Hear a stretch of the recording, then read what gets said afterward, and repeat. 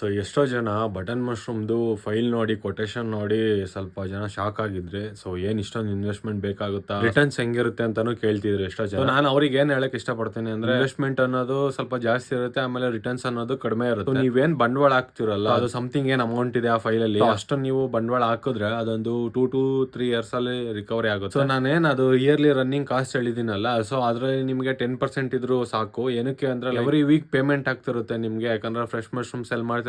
As soon as possible ನಾನು oyster ಮಶ್ರೂಮ್ದು ಮತ್ತೆ ಮಿಲ್ಕಿ ಮಶ್ರೂಮ್ದು ಕೊಟೇಶನ್ ರೆಡಿ ಮಾಡ್ತೀನಿ. ಸೊ ಇವೆರಡು ಲೋ ಕಾಸ್ಟ್ ಆಗುತ್ತೆ, ಲೈಕ್ ಆಯಿಸ್ಟರ್ ಮತ್ತೆ ಮಿಲ್ಕಿ. ಸೊ ನಿಮ್ ಮಿಲ್ಕಿಗೆ ಸರ್ಟೈನ್ ಟೆಂಪರೇಚರ್ ಬೇಕು, ಮತ್ತೆ ಆಯಿಸ್ಟರ್ಗೂ ಸರ್ಟೈನ್ ಟೆಂಪರೇಚರ್ ಬೇಕು.